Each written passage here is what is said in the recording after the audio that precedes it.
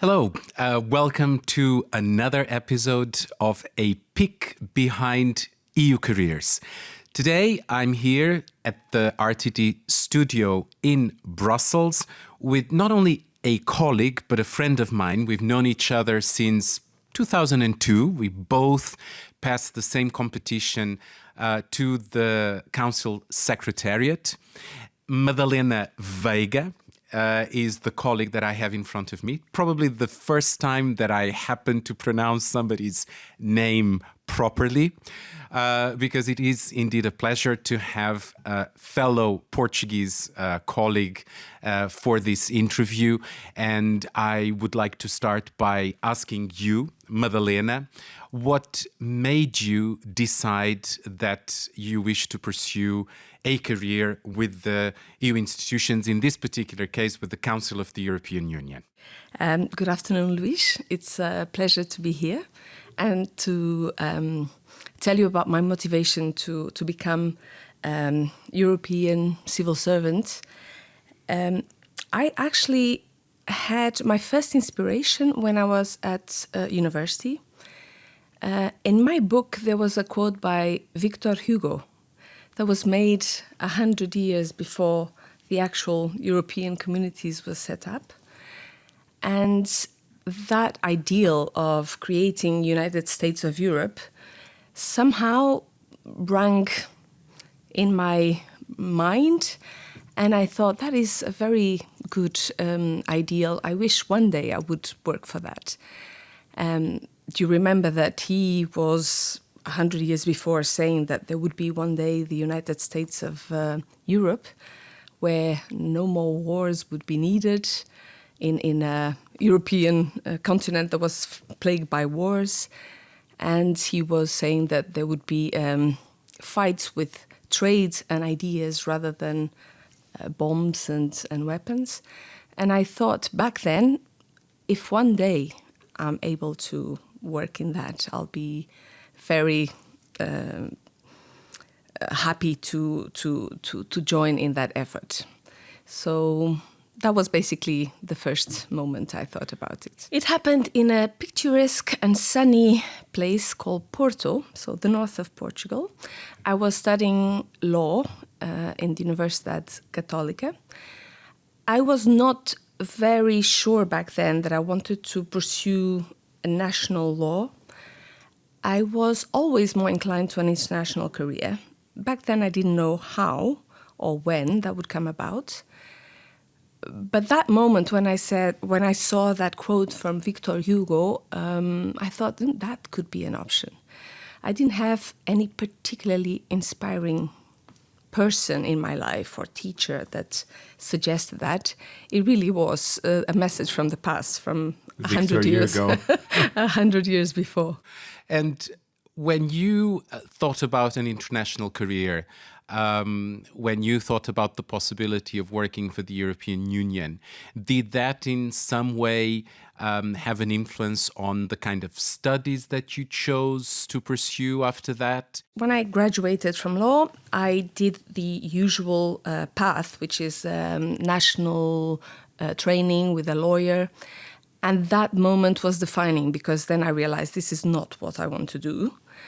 And so I started looking, and by coincidence, I was talking with a friend in a cafeteria, and she mentioned she had just finished a course in France. I went to south of France, in Nice, and I did European and international studies. And from then, I knew that I was not going to come back to Portugal to become a lawyer under national law. I know, Madalena, that eventually you ended up in London teaching European law, right? Yes. How did that come about, and how was that experience? So it was a long and winding path towards London. I started with this course in France. I did the traineeship in the European Commission after that, which was very interesting, multicultural, and that was then, for me, clear that I wanted to be in an international environment. Where was that in the Commission? It was in DG regional policies. Mm-hmm. So I did that, and then I did a few more courses, trainings. At some point after the stage, I had to come back to Portugal, and I became a lecturer at the Portuguese University in Porto. And after 4 years of doing that, I thought, let me think if I can find a way out to go again into the international scene. So that bug stayed with you, the international the bug. The bug stayed. And so therefore I registered for a PhD in London in the SOAS, School of Oriental and African Studies. I was lucky enough that one of the teachers of European law was going to South Africa on research trip, and they asked me if I wanted to replace her in her absence, also for human rights law. And as that had been the courses I had been teaching in the Portuguese university, I immediately jumped into the occasion and said yes.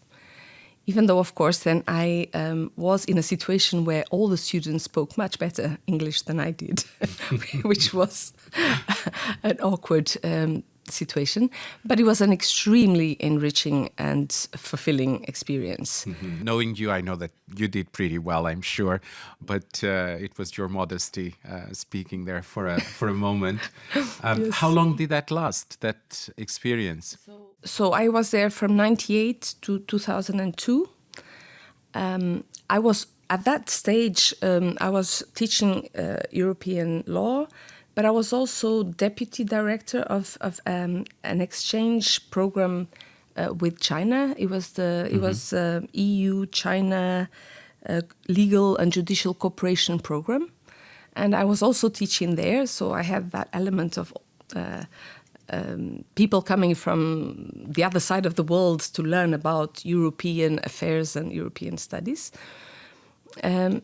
So I was almost at that stage thinking I will do this for the rest of my life. I'll stay here in the university and I'll continue. And I was happy in London. But then suddenly something happened and you decided to apply to a competition to join one of the institutions, like I said in the beginning, the Council of the European Union.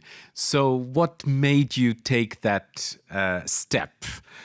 You were in London, you were dealing with international affairs, with European Union law, which was something that really spoke to you. But then you said, well, no, I'm going to try and become an EU civil servant. It was a coincidence. It was, I was not looking actively for that because I was settled, I was happy in London, in the university, in SOAS. But it happened that a friend, mentioned that there was this competition going. And I thought, oh, my dream, Victor Hugo, I'll try that. So then I decided to apply. So I was not actively looking, but again, coincidence that brought someone you into this path that in a way is very much part of your heart, yes. What you were looking for. So 2002, you came to Brussels, you left London, you joined the council secretariat. On the same day that you did. Exactly, yes, the 1st of September 2002. I remember that very well. And you joined the legal service of the council. How was that? What were your first impressions coming from a big metropolis like London to a slightly smaller town like Brussels? I was personally very engaged to my new career path. So I don't recall having a lot of difficulties adapting because I was so eager to be part of this movement that I think, and you probably remember, I think that I adapted quite well to the new environment. Mm-hmm. There was, of course, a little bit of frustration that we all have that we are just one little piece in the big puzzle. So it's not like we're going to change the world from day one. But overall, I think that I adapted well, I engaged, I started thinking differently because as legal advisor in the council, you advise the member states on how best to go about whatever the policy aims are sought. And I think I managed to transition from an academic mindset into a more policy-oriented, supporting role In the council. in the council. And I know because our careers have somehow been parallel in many ways, with differences, of course, but we spent quite a lot of time working in the council, that after a while, after several years, you decided that you wanted to dip a toe on more policy, let's say, related matters, still inside the council, and you moved from the legal service to foreign policy, to one of the services in the council dealing with foreign policy. What led you to change? After 15 years in the council legal service, I was ready to try something else. And as some people say, the grass is greener on the other side. I reached that level after some 15 years in the legal service. And there I had covered mainly internal market issues, social security, social affairs in particular, as well as international. I had already done some external relations law in the legal service. But then I thought I would like to see what the policy side is and looks like. So one day, without much expectation, I did apply and I was selected. So I started a totally different way of working and thinking. Yes, the grass was perhaps not greener, it was just as green on the other side. But this international work in the foreign policy remit was something that I think stayed with you, was something that grew inside of you. And a few years later, you decided to move to the European External Action Service, known as the EAS. When the opportunity arose, I applied, and I will say that it's not very easy to change from one institution to another. It's a question of luck, because in principle, if there is available staff within the institution, they will probably select them. But this particular time, it worked for me, and I was very pleased because that's exactly where I wanted to be. I almost felt at home again from day one. Of course, there were different procedures and there are different ways of working, methods. But given that I was already into the substance, it was not such a big change. Mm-hmm. I moved in February 2022. So I'm still learning a few things of the trade, but it's not so different. The main difference is that in the External Action Service, we initiate proposals in common foreign security policy, which means that we start with a blank page and then we fill it as we go along. So there's a lot of brainstorming, a lot of meetings to discuss how to go about bringing a new initiative by the High Representative, whereas in the Council, you receive the proposals that are made by the High Representative, and you discuss on the basis of that work, that groundwork that was already produced by the External Action Services. So basically it was just changing perspective. From the receiving side, I became the active originator of the proposals in foreign policy. You told me when you moved to the EAS that your adaptation to the new service had been actually made much easier because of your team. Can you tell us a bit more about that? How was it that your team helped you integrate this new organization? The team that I integrated in the External Action Service is a team that is based on cooperation, non-judgment, and we work for a common goal. So we tend to have very interesting team meetings where we are free to raise any issues that we like to raise. Other colleagues give their input, their views, and then we take the work forward. I have never felt any judgment in that sense. Even if you brainstorm and give an idea that is out of the box, there is always an acceptance of, oh, maybe that could work. And that is the advantage of working in the External Action Service, where you create initiatives that you propose to the council, is that, as I said before, as we come from a blank page, all ideas are per se valid, and then we'll select the best ones, the ones that will work. We see the pros and cons, we discuss, and then we come with a way forward. So it's actually very stimulating intellectually to work there. Right. Madalena, I'm going to now go on a different route and talk a little bit more about your life in Brussels. You've been here since 2002. And I know that you don't live in Brussels. You actually live in the periphery of Brussels. And for those listening to us, that may be news that not all EU civil servants, officials, as we call them, live in Brussels. So how is it to live in Flanders? And how difficult or easy, as the case may be, was your integration in this region north of Brussels? As a matter of fact, I gradually went further and further and further away from the workplace. I started in 2002, literally at the same street where my office was.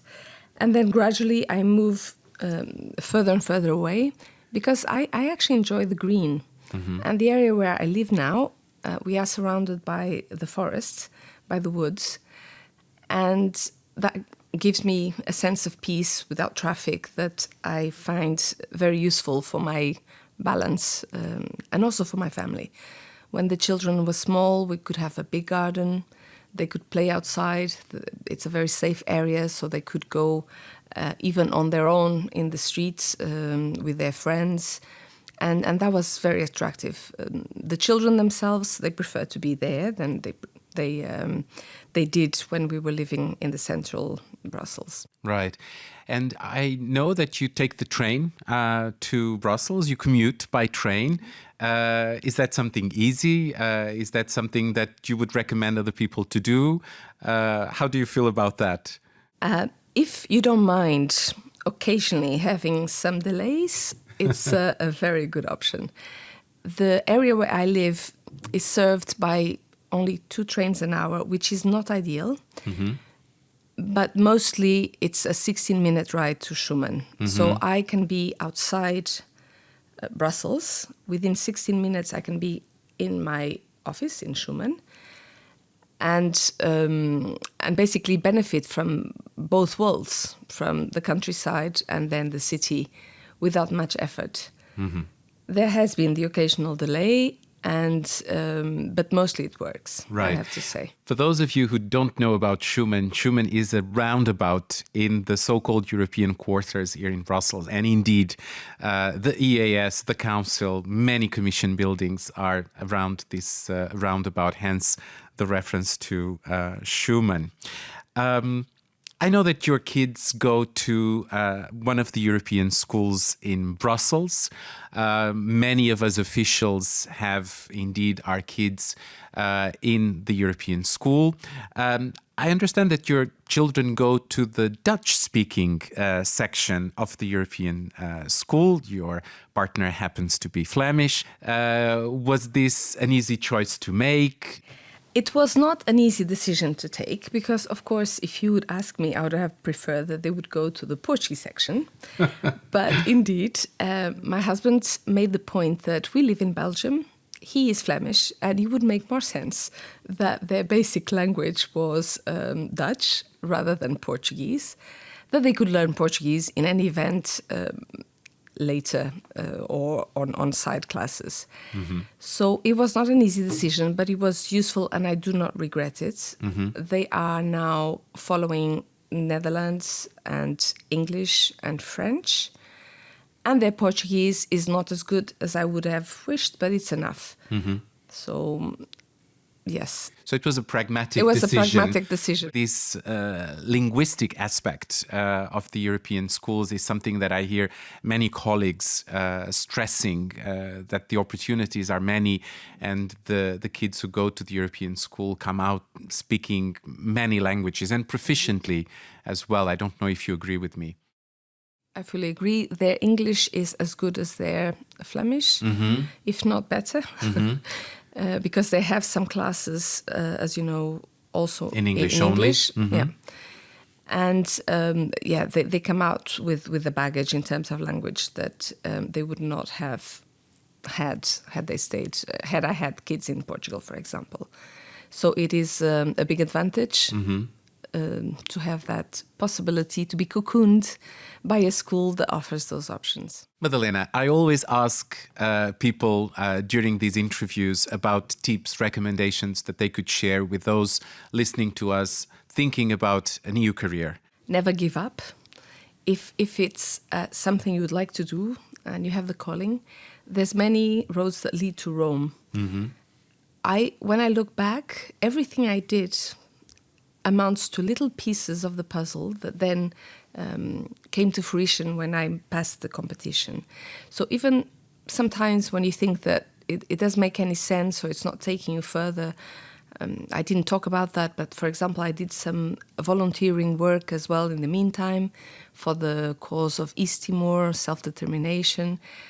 Even though there was no link, but I was getting that international law element there, and it then all works together, and at the end you see, what your path can look like. So first, never give up. I also had my mother, when I considered applying, saying, "Oh, that's too difficult. It's not for you." She was afraid that I would be disappointed. So she said, "Just don't try it." And I disobeyed my mother, and I'm very happy I did. So don't let anyone tell you it's too difficult, you can't make it. Just do your best, expand your knowledge of European affairs, and go for it if that's your calling, if that's what you want to do. So for those of you listening to us, obey your mothers, but with caution. With caution. Follow your heart. Follow your heart as well. Madalena, it was a real pleasure talking to you. So this was one more episode of A Peek Behind EU Careers by EPSO. And it was actually the last interview of the 6 that we have done. So we ended well. I ended with a friend, and I'm very happy about that. Thank you very much. It was a real pleasure. Thank you, Luis. Bye-bye then. Bye. A Peek Behind EU Careers by the European Personnel Selection Office is an opportunity for people to learn about the life, work of EU staff in the so-called Eurobubble, in Luxembourg, in Brussels, and beyond. It is supported by the Director General for Research and Innovation, in whose studios we record the podcast.